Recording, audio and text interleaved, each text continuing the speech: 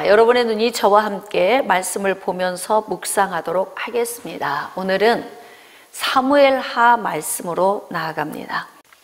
사무엘하 2장 1절입니다.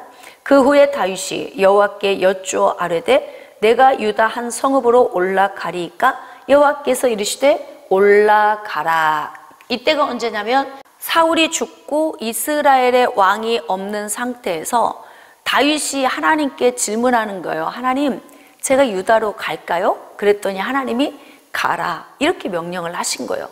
지금 왜 다윗이 유다로 간다고 했을까요? 자신을 쫓던 사울이 죽었고 이스라엘의 왕이 없는 상황에서 이제 블레셋 땅에서 살 필요가 없어진 거죠. 그러니까 자신의 가문이 있는 땅 유다로, 자, 시글락에서 어디로? 유다로 갈까요? 하나님께 질문을 했더니 이제 하나님께서 가라 말씀하셨어요.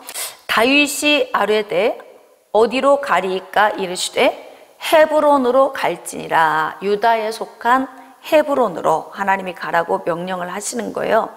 여기서 볼 때 다윗은 항상 하나님과 함께하고 하나님께 질문하고 하나님이 주신 그 응답을 가지고 움직이는 게 보이죠. 그래서 이제 두 아내를 데리고 유다로 가는 거예요. 3절, 또 자기와 함께한 추종자들과 그들의 가족들을 다윗이 다 데리고 올라가서 헤브론 각 성읍에 살게 하니라. 자, 그러면서 여기에서 이제 다윗이 왕이 되는 과정이에요. 자, 4절, 유다 사람들이 와서 거기서 다윗에게 기름을 부어 유다 족속의 왕으로 삼았더라. 사실 소년 때 사무엘을 통해서 기름 부음을 받았죠. 하나님께서 사울을 버리시고 다윗에게 가서 이새의 아들 가운데에서 기름을 부으라. 그래서 기름 불병 가지고 가서 다윗에게 기름을 부었단 말이에요. 그러니까 사실 왕복은 안 입었지만 이미 왕적 권위를 가지고 다윗은 산 거예요. 그러니까 하나님이 이미 내정해 놓으신 그 계획 안에 있는 그 왕좌에 유다 가문을 통해서 다윗이 오르게 되는 거죠. 자, 그래서 이제 유다 족속의 왕으로 삼았어요. 이때가 유다로 가서 이곳에 가서 다윗이 왕이 된 나이가 몇 살이냐면 30세예요. 자, 30세이고 이 유다에서 왕으로 보낸 시간은 7년 반이다. 7년 반 동안을 유다에서 이제 왕으로 다스리게 되는데, 그러면서 다윗을 통한 사건이 이제 계속 진행이 되고 있어요. 자, 이제 8절. 사울의 군사령관 넬의 아들 아브넬이 이미 사울의 아들 이스보셋을 데리고 마하나임으로 건너가. 사울과 함께 했던 군사령관 아브넬이 있어요.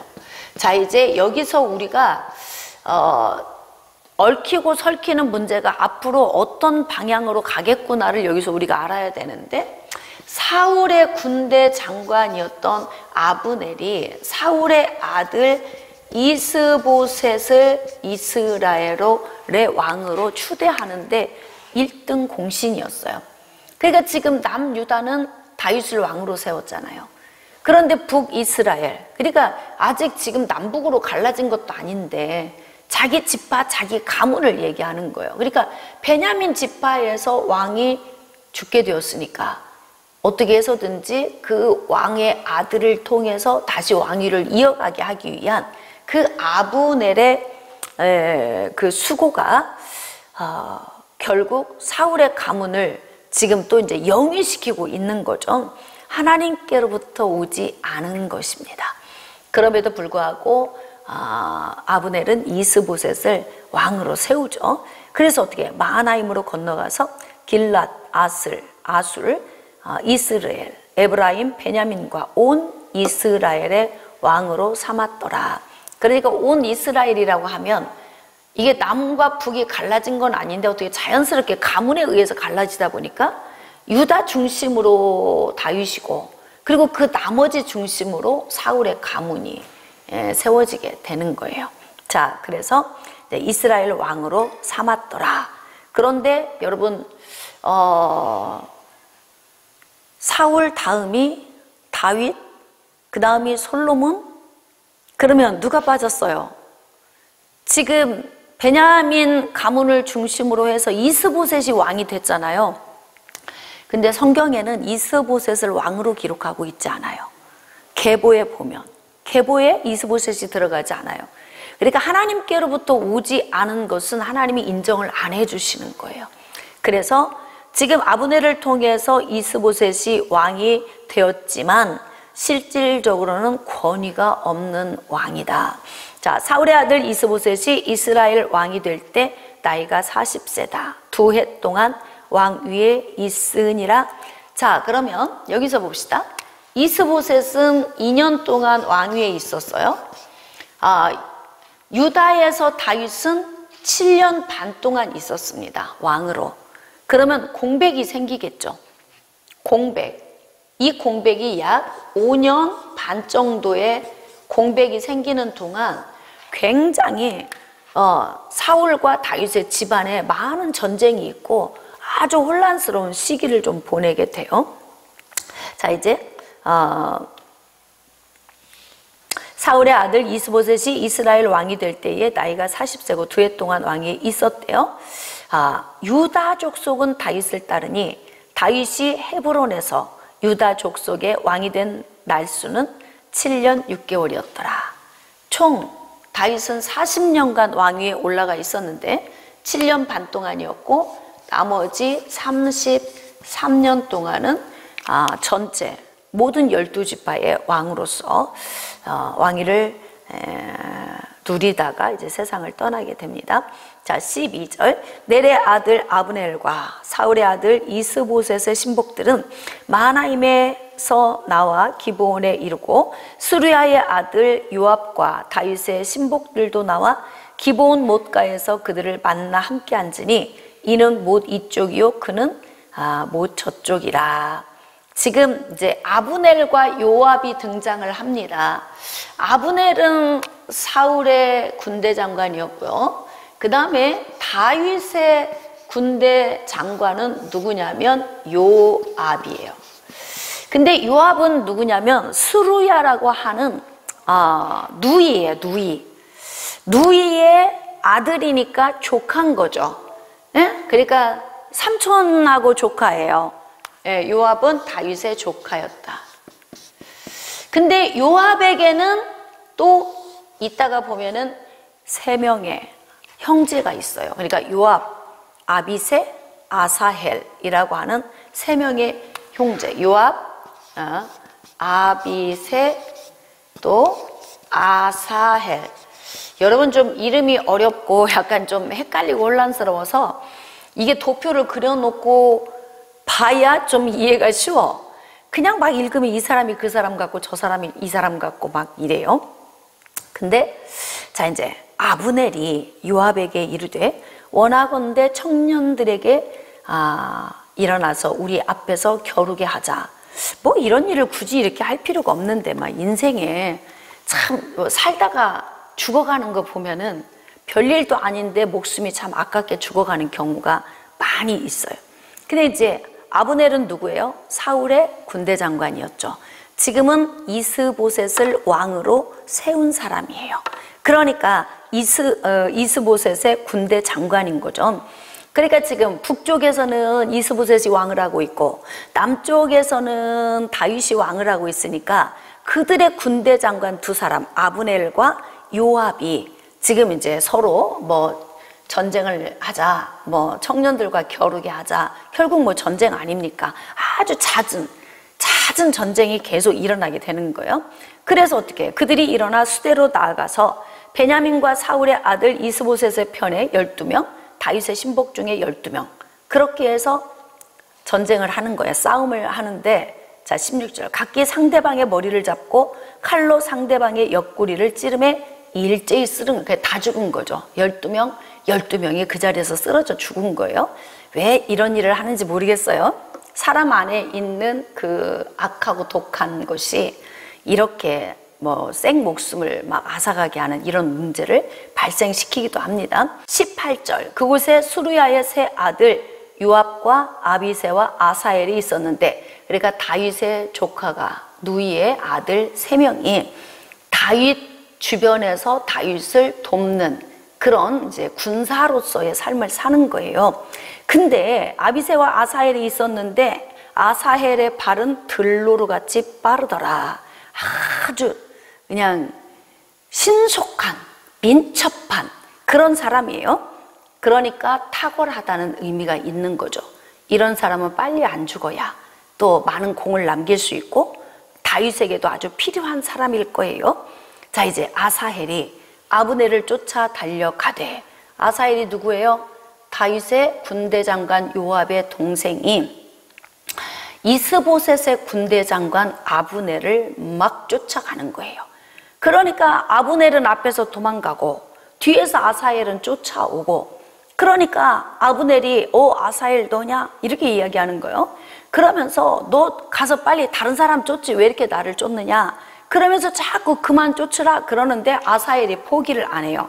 자, 그러니까 22절, 아브넬이 다시 아사헬에게 이르되 너는 나 쫓기를 그치라. 내가 너를 쳐서 땅에 엎드러지게 할 까닭이 무엇이냐? 그렇게 하면 내가 어떻게 네 형 요압을 대면하겠느냐? 그러니까 자칫 너 지금 계속 쫓아오면 내가 뒤 돌아서서 네 배를 찌를 수도 있어. 그러니까 멈춰, 그만해. 그러는데도 아사헬이 멈추지를 않는 거예요. 그러니까 자, 그가 물러가기를 거절하며 아브넬이 창 뒤끝으로 그의 배를 찌르니 창이 그의 등을 꿰뚫고 나간지라. 아이고, 참 이렇게 우리가 여러분 이제 성경을 보면서 인생을 사는 모습을 보면 인생이 뭐예요 도대체? 뭐야? 뭐 때문에 이러는 거야 이 사람들이? 왜 이렇게 서로 죽고 죽이고 응? 왜 이러는 걸까요? 그게 이제 인생 안에 죄가 들어온 이후에 본인들도 왜 이러는지도 모르고 그냥 사는 거예요. 안에 있는 악이 악을 부르고 또 악을 삶에 적용시키면서 그러면서 사는 거지. 우리가 사울의 인생을 봤지만 뭔 인생이야 그게.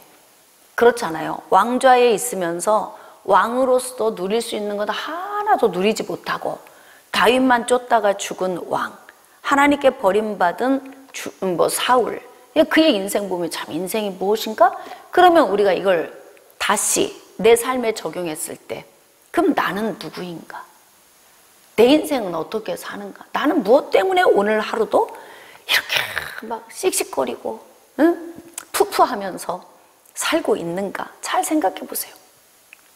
왜 이렇게 쫓아가야 하고 왜 뒤를 돌아서 그의 배를 찔러야 하고 이게 왜 그래야만 되냐 이 말이죠. 그냥 그만 쫓아라 그러면 그만 쫓아야 돼.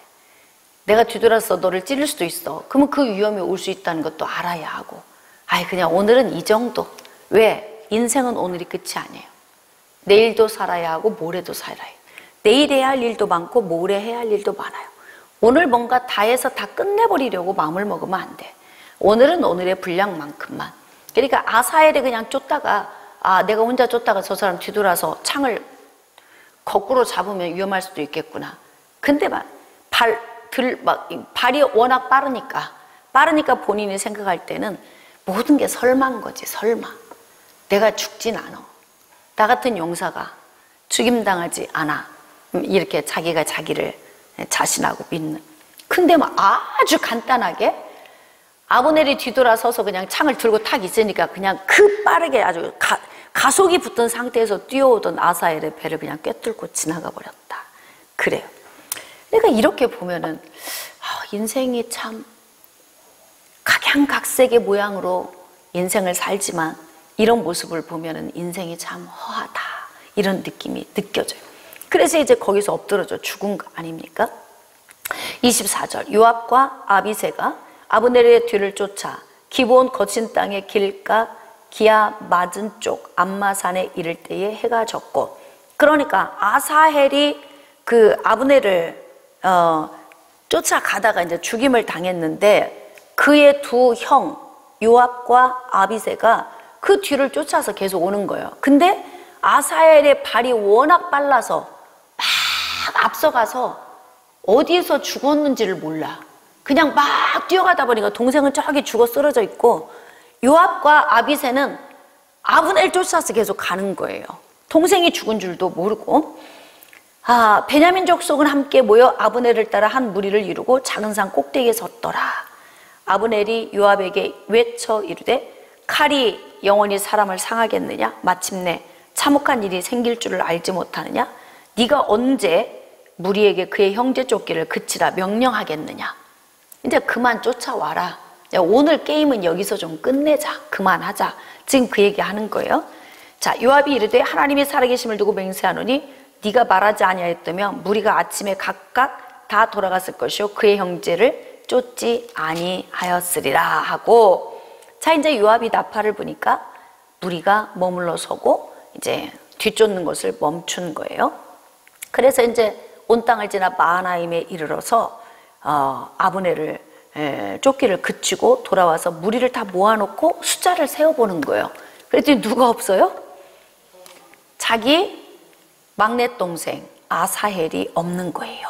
자, 31절. 다윗의 신복들이 베냐민과 아브넬에게 속한 자들을 쳐서 360명을 죽였더라. 그러니까 지금 다윗 편의 승리이긴 하지만 중요한 건 뭐냐면 귀한 사람 하나를 잃었어요. 그게 누구예요? 아사헬. 다윗 편에서는 너무너무 귀한 용사 하나를 잃어버린 거죠. 360명을 죽여서 승리를 했습니다. 자, 그리고 32절. 무리가 아사엘을 들어 올려 베들레헴에 있는 그의 조상 묘에 장사하고 요압과 그의 부하들이 밤새도록 걸어서 헤브론에 이른 때에 날이 밝았더라. 자, 이제 여기서 봅시다. 마음속에 다윗의 군대 장관 요압의 마음속에 사울, 이제는 이스보셋의 군대 장관이 된 아브넬을 향한 어떤 마음이 있을까요? 이제 요압과 아브넬의 관계는 무슨 지간? 원수지간이 되는 거예요. 왜? 요압의 동생이 아브넬에 의하여서 죽임 당했기 때문에 그래요.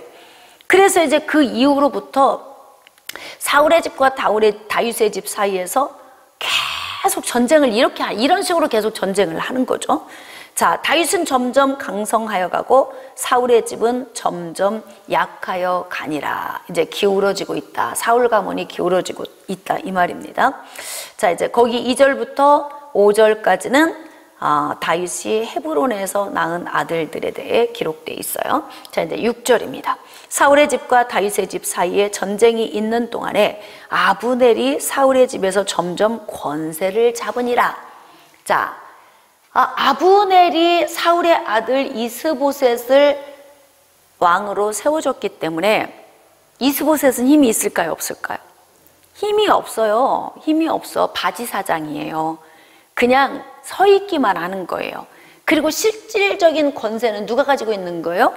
아브넬이 가지고 있어요. 그러니까 점점 권세를 잡아갔다 그래. 그러니까 왕도 자기가 다 이게 휘두르게 되는 상황이 되는 거죠. 7절. 사울에게 첩이 있었으니 이름은 리스바요 아야의 딸이더라. 이스보셋이 아브넬에게 이르되 네가 어찌하여 내 아버지의 첩과 통간하였느냐. 야, 이제 재밌네. 이제 성경의 이 내용을 보면 여러분 막 성경에 왜 이런 내용이 이렇게 누추한 내용이 많이 있지? 이렇게 생각하지만 성경은 우리 인생이 살고 있는 가운데에 하나님의 개입하심을 기록한 거예요. 그러니까 죄인된 인간들을 하나님이 구원하시기 위한 계획이죠.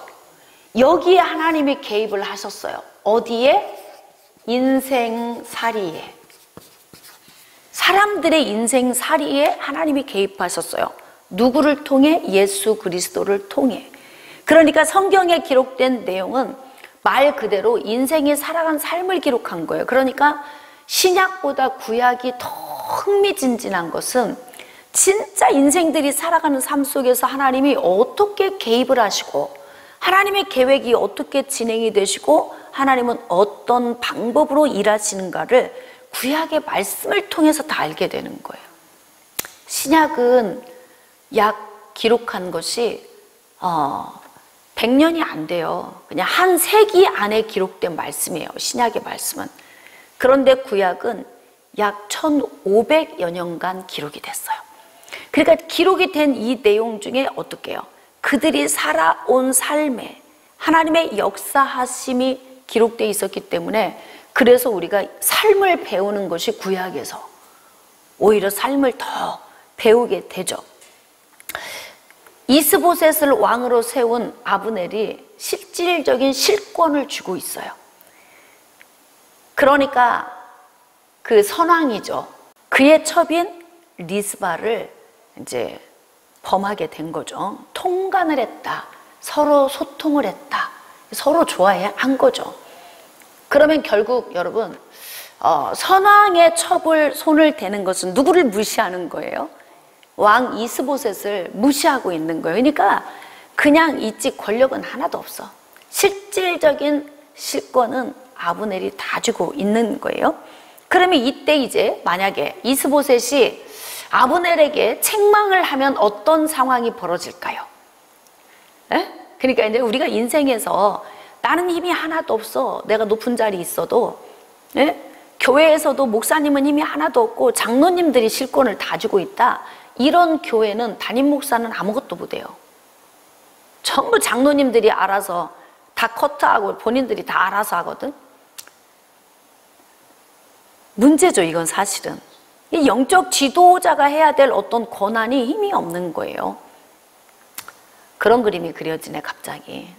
장로님들이 실권을 쥐고 있는 교회들. 근데 지금 여기 보니까 군대 장관이 실권을 쥐고 있어. 그러면 여기에서 만약에 이스보셋이 왜 내 아버지의 첩과 통관했느냐라고 책망을 하게 된다면 이스보셋의 자리가 위태해질 수 있어요. 그러니까 진짜 만약에 이스보셋이 이 왕 자리에 오래오래 있고 싶으면 누구 비위를 건들면 안 돼요? 아브넬의 비위를 건들면 안 돼요. 이게 세상 이치예요. 그러니까 실권은 없고 왕복이라도 입고 살려면 이때 말을 못해. 그러니까 얼마나 이게 병이 들겠어. 말을 못하고 살면. 근데 여기서 이스보셋이 그래도 나는 왕이야. 그러면서 아브넬을 책망하기 시작해요. 자, 8절. 아브넬이 이스보셋의 말을 매우 분하게 여겨 이르되 내가 유다의 계머리냐? 그래 누가 왕 같아? 아브넬이 왕 같죠? 응? 아브넬이 왕 같아 지금. 응? 내가 유다의 계머리냐? 내가 오늘 당신의 아버지 사울의 집과 그의 형제와 그의 친구에게 은혜를 베풀어 당신을 다윗의 손에 내주지 아니하였거든. 내가 은혜를 베풀었다. 당신을 왕으로 세워줬잖아. 내가 얼마나 큰 공을 지금 이 사울 가문에 공을 내가 세웠는데 나를 지금 책망해? 감히? 지금 이런 거예요. 이런 거. 야, 이스보셋이 얼마나 마음이 아플까? 그런데 어쨌든 뭐 아버지는 그렇게 죽었고 자기 힘으로는 왕이 되지 못했고 아브넬을 통해 왕이 됐으면 좀 신중해야 할 필요가 있다. 근데 왜 내 아버지 첩과 통관했느냐? 막 외장을 치고 이야기를 하니까 아브넬이 막 가소로운 거죠. 응? 당신이 지금 은혜를 모르고 있구만 이러는 거예요.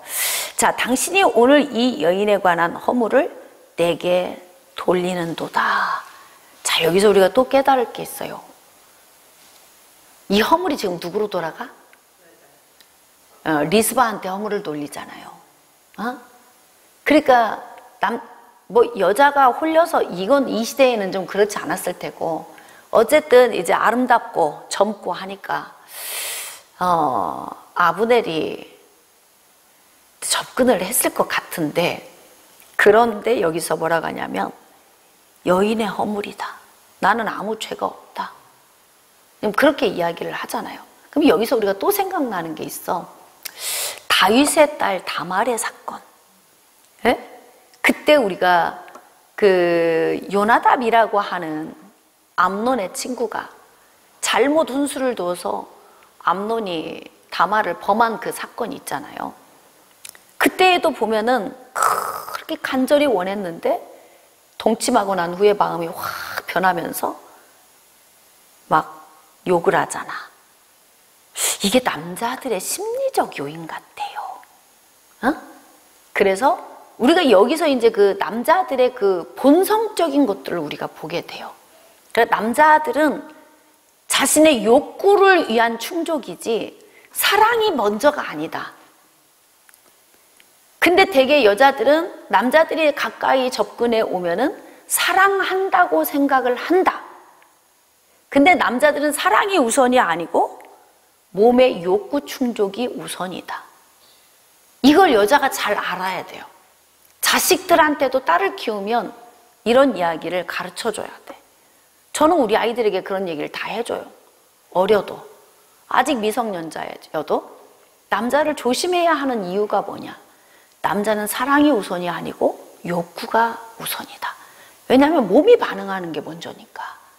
근데 이렇게 성경을 우리가 이렇게 쭉 보다 보면은 항상 이런 어떤 동침의 문제가 나오잖아요. 그러면 전부 여자한테 원인이 다 돌아와.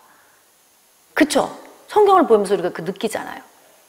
그러고 보면 남자들이 뻔뻔하기도 하고 양심도 없고 그리고 이 부분에 대해서도 그렇게 막 가책도 없어요. 그러니까 좋은 방법은 우리가 우리 자신을 잘 지키는 것. 예, 여성으로서 잘 지키는 것. 이게 굉장히 중요하다. 여인에게 관한 허물을 내게 돌리는도다. 이렇게 말해요. 여호와께서 다윗에게 맹세하신 대로 내가 이루게 하지 아니하면 하나님이 아브넬에게 벌 위에 벌을 내리심이 마땅하니라. 이 이야기가 뭐예요? 다윗에게 지금 다윗 이야기하죠. 자 보세요. 아브넬이 세운 왕은 이스보셋이야. 근데 이스보셋 왕 앞에서 대화하면서 다윗 이야기를 들먹들먹해요. 하나님은 다윗을 왕으로 세우시고 그를 기름 부으셨어. 그런데 내가 공적을 올려 당신을 왕으로 세웠는데 은혜를 몰라? 그러니까 결국 여호와의 말씀대로 다윗이 왕이 되어야 되겠구먼. 지금 이렇게 얘기하는 거 똑같아요. 그러니까 지금 다윗은 남유다에서 7년을 했다고 그랬잖아요. 유다에서. 응? 유다에서 7년. 아직은 유다 지파 말고 나머지의 모든 더 큰 지파에 아직은 인정받지 못한 상황이에요. 그리고 여기에서는 지금 누가 있어요? 이스보셋이 있잖아요. 여긴 유다의 다윗이고. 근데 지금 아브넬이 다윗 이야기를 슬쩍 꺼내면서 어떻게? 당신 목숨은 죽은 목숨이야. 당신 목숨은 당신 손에 달려 있는 게 아니야. 내 손에 달려 있어. 지금 이렇게 이야기를 하는 거잖아요. 자, 10절. 그 맹세는 곧 이 나라를 사울의 집에서 다윗에게 옮겨서 그의 왕위를 단에서 부엘세바까지 이스라엘과 유다에 세우리라 하신 것이니라 하매 알고 있었어요. 하나님의 예언의 말씀을 아브넬도 알고 있었어요. 그러면서도 이스보셋을 왕으로 세운 걸 보면 아브넬은 이스보셋을 통한 자기의 권력욕을 채우기 위한 그 마음이 강했던 거죠. 그러니까 그냥 어리버리한 이스보셋 왕으로 세워놓고 그리고 자기가 실권을 주고 누리고 싶었던 거예요. 그런 그도 하나님의 계획을 알고 있었다. 이게 더 놀랍지 않아요? 하나님의 계획을 알고 있으면서도 이스보셋을 왕으로 세운 것은 이 사람의 권력욕을 엿볼 수가 있다. 자, 11절. 이스보셋이 아브넬을 두려워하여. 두렵지. 바지 사장이 두렵지 않겠어요? 그냥 내 이름만 걸어놓고 있고 실권은 다른 사람이 주고 있으니까 그냥 부들부들 떨렸다는 거예요. 그러니까 자기가 실권이 없는 걸 알았다면 사실 왜 내 아버지 첩과 통관했느냐? 이런 이야기는 차라리 안 한 것이 훨씬 좋았다. 예. 그냥 말은 다 하는 게 아니고 내 입장과 상황을 봐서 내가 이 말을 했을 때 나에게 이게 유익인가 아니면 나에게 손해인가 이걸 보면서 이야기를 해야 돼요. 차라리 이스보셋이 그런 얘기를 안 했더라면 더 좋았어요. 실권도 없는 사람이 힘도 없으면서 아브넬을 책망을 한 것이 이스보셋 인생에서는 마이너스. 우리는 지금 각자 누구를 보냐면 전부 성경에 기록된 모든 인물, 개인 한 사람 한 사람의 그 삶을 우리가 다 들여다보는 거예요. 그러니까 이스보셋 입장에서는 이 경솔한 말 한마디가 자기의 권력도 뺏기고 결국 이런 이제 아픔을 가져오게 되는 거죠. 그래서 이제 두려운 거예요. 12절, 아브넬이 자기를 대신하여 전령들을 다윗에게, 아우 이렇게 되네. 예. 다윗에게 보내어 이르되 이 땅이 누구의 것이니까? 또 이르되 당신은 나와 더불어 언약을 맺사이다. 내 손이 당신을 도와 온 이스라엘이 당신에게 돌아가게 하리이다 하니, 야, 실권을 쥐긴 쥐었네. 예. 그 대신 우리가 여기서 이제 아브넬을 보면 얼마나 아브넬은 권력욕이 강한 사람인지를 알게 돼요. 그러니까 아차하면 이리 가고 여차하면 저리도 갈 수 있어. 어디로 튈지 모르는 사람이에요. 어느 때이든지 나에게 유익하면 어느 곳이든지 갈 수 있는 사람. 누구의 비위도 맞춰가면서 자기의 목적을 이룰 수도 있는 그런 무서운 사람이 바로 아브넬이에요. 왕으로 세워놓고도 뭐라고 하냐면, 제가 이스라엘 다윗 당신에게 다 돌려드리겠습니다. 그걸 지금 다윗에게 사람을 보내서 그렇게 지금 이야기를 하고 있잖아요. 그러니까 언약을 맺읍시다. 내가 다 이스라엘 돌려주겠습니다. 이러잖아요. 13절, 다윗이 이르되 좋다. 내가 너와 언약을 맺거니와 내가 내게 한 가지 일을 요구하노니 나를 보러 올 때에 우선 사울의 딸 미가를 데리고 오라. 첫 번째 부인, 본처예요. 본처. 근데 본처인데 사울을 피해 도망 나오면서 헤어졌어. 근데 그 헤어져 있는 상황 중에 다른 남자한테 시집을 보내버렸어요, 사울이. 그래서 지금 다른 남자하고 살고 있는데 미가를 데리고 오라 그래. 그래도 본부인이라 본처니까 또 그리움이 또 있겠죠. 자, 14절, 다윗이 사울의 아들 이스보셋에게 전령들을 보내 이르되 내 처 미가를 내게로 돌리라. 그는 내가 전에 블레셋 사람의 포피 100개로 나와 정혼한 자니라니. 이스보셋이 사람을 보내 그의 남편 라이스의 아들 발디엘에게서 그를 빼앗아오매. 참 인생이 아니, 잘 살고 있던 발디엘의 인생에 이게 또 마른 하늘에 무슨 날벼락입니까? 갑자기 또 부인을 또 뺏겨버리잖아요. 그의 남편이 그와 함께 오되 울며, 세상에, 발디엘이 울면서 따라오는 거예요. 자, 아브넬이 그에게 돌아가 이렇게 이야기한 건 인정사정 없습니다. 저 사람이 아프든지 말든지 상관없습니다. 그냥 다윗이 데려오라고 했으니까 어쨌든 이스보셋을 향한 미움과 증오의 마음이 이스보셋을 배신하고 전체 남은 이스라엘, 유다 가문을 뺀 남은 이스라엘을 데리고 지금 다윗에게 가려고 하는 거죠. 그럼 생각해 보세요. 유다 가문 하나와 여기 이제 베냐민 지파가 조금 속해 있죠.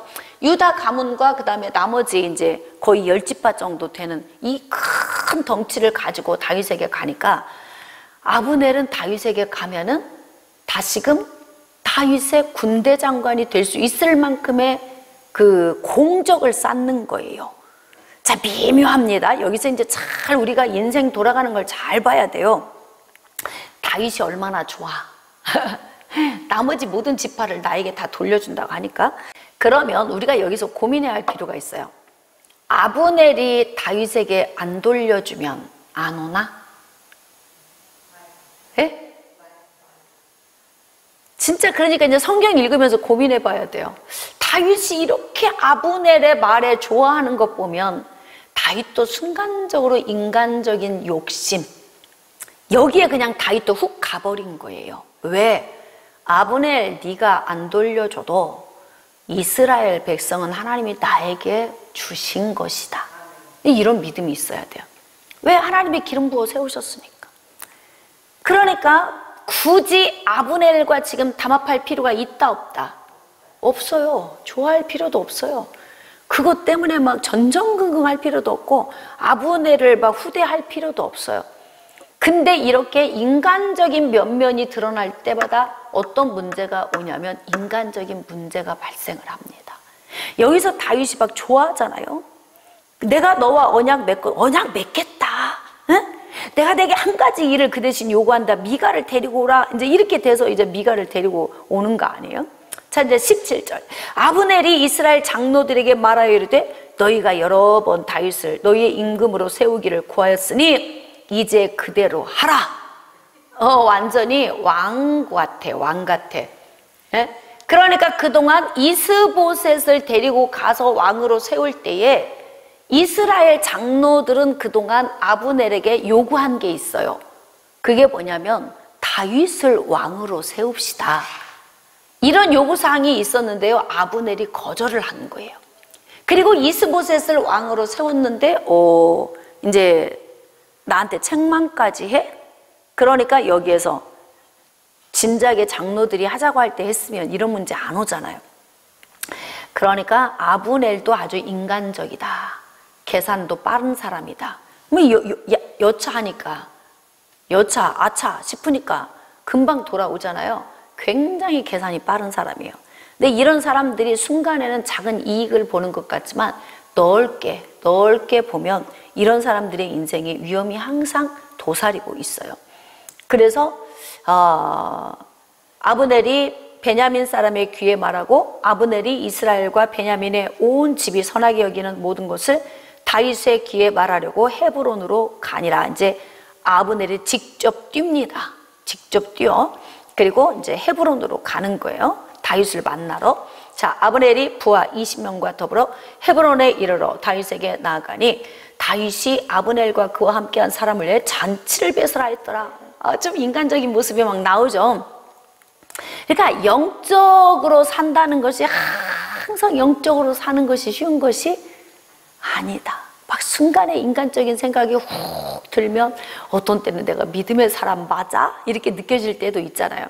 그렇게 다윗이 사울을 피해 다니면서 고난을 받을 때 이 재앙이 지나기까지 주의 날개 그늘 아래 피하리이다. 그러면서 막 가리이까 치리이까 하리이까 막 그렇게 영적으로 민감하게 하나님 은혜를 구하던 다윗이 이제 왕좌에 올라가 있으면서 스물스물 인간적인 방법이 나오기 시작을 해. 그러니까 여러분, 우리가 배부를 때, 잘 될 때, 높아질 때, 뭔가 형통할 때, 이때가 우리 인생에 자칫 잘못하면 위기가 올 수 있는 기회예요. 그래서 진짜 정신 바짝 차려야 돼. 근데 다윗이 이제 유다의 왕 위에 오른 다음부터 뭔지 모르게 인간적인 모습이 나오기 시작하죠. 그래서 막 아브넬이 부하 데리고 왔는데 아주 성대하게 잔치를 베풀어 주는 거예요. 자, 그럼 한번 봅시다. 아브넬이 왔을 때 다윗이 성대하게 잔치를 베풀 때 이 사실을 알면 누구의 마음이 힘이 들까? 여기 숨은 그림 찾기 해보세요. 요압이 힘들어. 왜 힘들어요? 원수예요. 왜? 자기의 동생 아사헬을 아브넬이 죽였다고. 아브넬이. 그러니까 요압은 아브넬을 볼 때에 막 이가 갈릴 정도로 싫은 사람이에요. 그러면 이제 여기서 그림을 그려봐요. 요압은 다윗의 조카로서 그렇게 다윗을 위해서 군대 장관으로서 희생하고 헌신을 하는데 세상에 나머지 지파를 다 다윗에게 넘겨주겠다고 하는 그것 때문에 기뻐서 성대하게 잔치를 베풀어 줬다. 이 이야기를 들으면 요압이 엄청 힘들겠죠. 요압이. 예? 그러니까 이때 이제 다윗이 처신이 아주 중요해. 요압과 아브넬은 원수지간이니까 내가 이렇게 성대하게 치러 보내면 요압이 분노의 마음이 생기겠구나. 그러니까 이게 처세술이. 여러분, 그래서 우리가요, 삶을 사는 동안 나만 생각하고 사는 게 아니에요. 내 주변에 얽히고 설킨 사람들과의 이 복잡한 거미줄 얽힌 것 같은 이게 미로를 향해 찾아갈 때 내가 이 길로 가면 이 문제 만나겠고 저 길로 가면 저 문제 만나겠고 어디로 가면 어떤 문제 오겠구나. 이걸 다 알아야 돼. 내가 이 말을 하면 저 사람이 속상하고 저 사람은 좋아하겠지만 이 사람은 상처를 받을 거야 라고 하는 이걸 다 알고 있어야 된다고요. 그러니까 우리가 성경을 보면서 다윗이 둔해지고 있구나, 이걸 우리가 조금 읽을 수 있잖아요. 자, 21절. 아브넬이 다윗에게 말하되 내가 일어나 가서 온 이스라엘 무리를 내 주 왕의 앞에 모아 더불어 언약을 맺게 하고 마음에 원하시는 대로 모든 것을 다스리게 하리이다 하니 다윗이 아브넬을 보내매 그가 평안히 가니라. 그러니까 둘이 막 신이 나서 이야기를 했어요. 그러니까 다윗도 보면은 하나님이 하셔야 하는 일을 다윗이 인간적으로 풀어가고 있구나, 이것을 보게 돼요. 이런 방법이 아니어도 언젠가는 매끈하게 만약에 아브넬이 사람을 보내서 이런 의사표현을 했더라면 이렇게 했으면 좋지 않았을까라는 생각이 들어요. 하나님이 나를 기름 부어 세우셨고 하나님의 때에 하나님이 하실 것이다. 아브넬은 그냥 자중하고 네 자리에 그냥 있으라. 그러면 하나님이 하시도록 했다면 얼마나 일이 매끈하게 잘 됐겠습니까? 근데 막 아브넬이 왔는데 막 너무 기분 좋아. 그래서 둘이 막 스덕스덕 잔치를 배설하고 음식을 먹으면서 난리가 났잖아요. 그래서 막 아주 배불리 먹여서 평안히 보냈어. 자, 22절. 다윗의 신복들과 요압이 적군을 치고 크게 노력한 물건을, 오우, 전쟁 중이었네. 이때가 또 전쟁 중이었어요. 전쟁 중에 자신의 신복들이 나가서 전쟁을 치르고 온 거야. 근데 그 가운데 누가 있어요? 군대 장관 요압. 적군을 치고 크게 노력한 물건, 전리품을 가지고 이제 돌아온 거예요. 자, 아브넬은 이미 보냄을 받아 평안히 갔고 다윗과 함께 헤브론에 있지 아니한 때라. 이미 이제 아브넬은 돌아가고 있는 거예요. 그런데 23절. 요압 및 요압과 함께한 모든 군사가 돌아오매 어떤 사람이 요압에게 말하여 이르되 넬의 아들 아브넬이 왕에게 왔더니 왕이 보내매 그가 평안히 갔나이다 하니, 자기 원수 아브넬이 왔는데 왕이 그냥 후하게 대접하고 아주 평안하게 돌려보냈다, 이 이야기를 들은 거예요. 그러면 생각해 보세요. 우리는 전쟁을 하고 있는데 내 동생을 죽인 아브넬을 잘 대접해서 평안히 보냈다고? 그러니까 요압 입장에서는 다윗의 이 행동이 속이 상하죠. 적합하게 생각이 안 되는 거예요. 그러니까 이게 내가 나 혼자 사는 세상이 아니고 여럿이 어우러져서 사니까 그래서 머리가 복잡한 거예요. 여러분, 나 혼자 살면 뭐가 복잡해? 뭐 말하는 게 힘들 거면 행동하는 게 힘들 거면 뭐가 힘들겠어요? 나 혼자 살면 하나도 힘들 요인이 없어요. 근데 내가 이 말을 하면 저 사람은, 이 사람은, 저 사람은 다 틀려. 입장이. 나를 좋아하는 사람은 기뻐할 수 있지만 나를 좋아하지 않는 사람은 안 좋아할 수도 있다, 이 말이에요. 그러니까 이게 처세술이 아주 중요한데, 세상의 군대 장관이 군인들과 함께 전쟁을 치르고 있는 동안에 이렇게 잔치를 배설하고 아브넬을 대접해서 보낸 것에 대한 이 분노의 마음이 요압 안에서 막 이제 이글거리겠죠. 예. 자, 24절. 요압이 왕에게 나아가 이르되 어찌하심이니까? 아브넬이 왕에게 나아왔거늘 어찌하여 그를 보내 잘 가게 하셨습니까? 그러니까 사실 다윗과 아브넬은 원수지간이 아니에요. 그렇죠? 요압 자기 자신이 아브넬과 원수인 거야. 근데 요압은 다윗에게 뭘 요구하고 있냐면, 내 원수이니까 당신도 원수처럼 대해줘야지. 내 원수인데 당신은 어찌 그렇게 친절히 해서 보냈습니까? 난 이해가 안 됩니다. 이렇게 말해요. 그러니까 요압 입장에서는 좀 이해할 수 있지만 요압도 소극적이고 소심한 사람이다. 응? 그러니까 아브넬과 내가 원수라고 왕하고 원수는 아니니까 그럴 수도 있겠구나, 이렇게 하고 넘어갔으면 또 인생에 힘겨운 문제 안 와. 근데 이제 요압이 내 원수를 대접해서 보내셨다고요? 이제 왕에게 가서 이렇게 이야기를 하는 거예요. 25절. 왕도 아시려니와 넬의 아들 아브넬이 온 곳은 왕을 속임이라. 그가 왕이 출입하는 것을 알고 왕이 하시는 모든 것을 알려 함이니이다. 그건 아니에요. 그쵸? 아니, 진짜 이스보셋과 틀어져 가지고 정말 남은 이스라엘 지파 전부 다윗한테 넘겨주려고 왔어요. 맞아, 그건. 근데 요압의 이 해석법이 뭐냐면 절대 아브넬을 좋게 말하고 싶지 않은 거예요. 그러니까 어떻게 뒤틀린 이야기를 하는 거예요.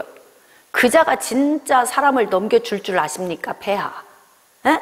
그는 지금 왕을 속이고 뭔가 수작을 부리려고 온 거지.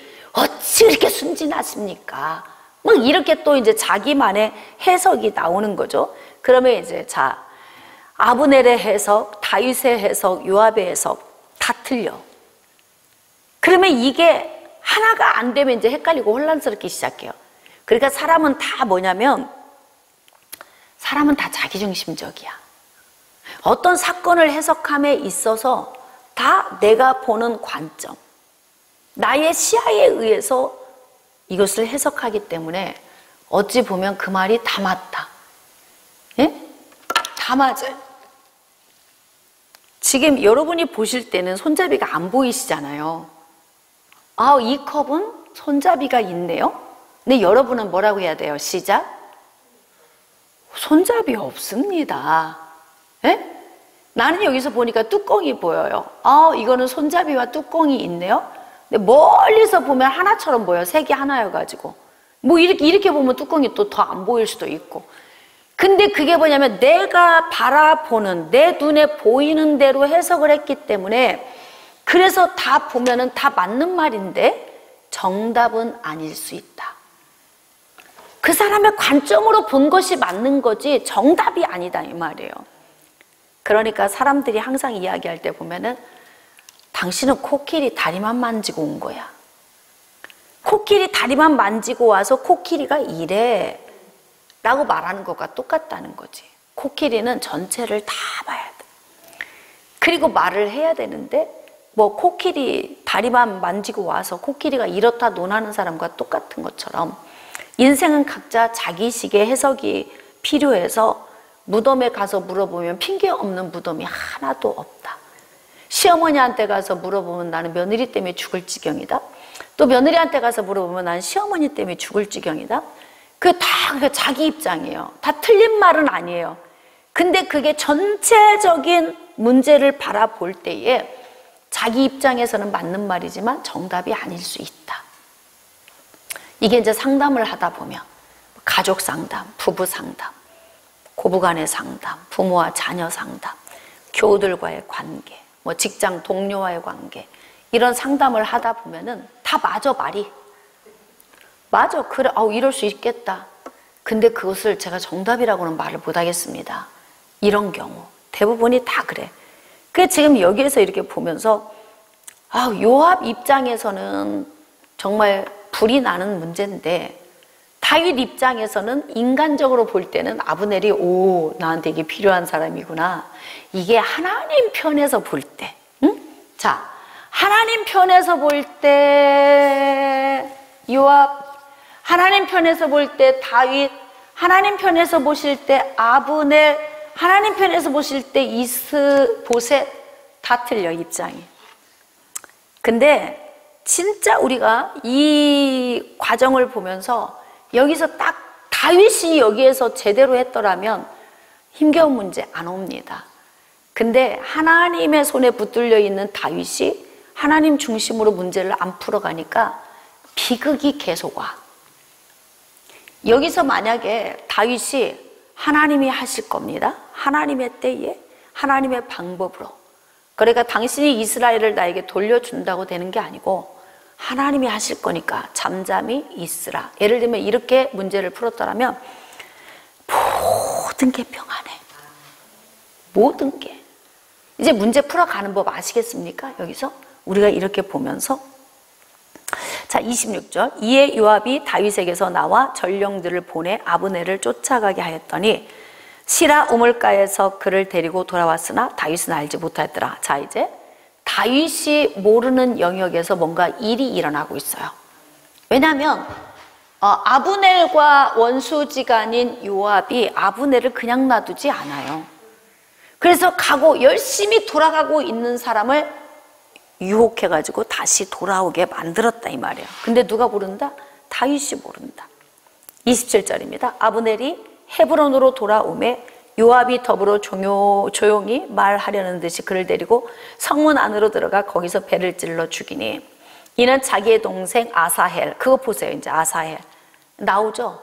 그러니까 요압은 아사헬의 문제를 마음에 품고 있는 거예요. 언젠가 기회만 와봐라. 내가 너를 그냥 두지 않으리라. 이 마음을 품고 살았던 거예요. 누구처럼? 암논을 죽이려고 마음에 품었던 압살롬처럼. 그래서 양털을 깎는 기회를 통해서 형제들을 초청하고, 그리고 술이 취해서 잔뜩 기뻐 놀고 있는 암논을 쳐서 죽이잖아요. 그런 것처럼 여기서도 보니까 자기 아내, 자기 동생의 사건을 마음에 딱 저장해 놓고 그리고 기회만 보고 있었는데, 이 기회에. 그래서 여기서 이 문제를 보면 누가 여기서 잘했더라면 문제가 안 오냐면 이건 다윗이에요. 키는 다윗이 가지고 있어요. 모든 결정권은 다윗.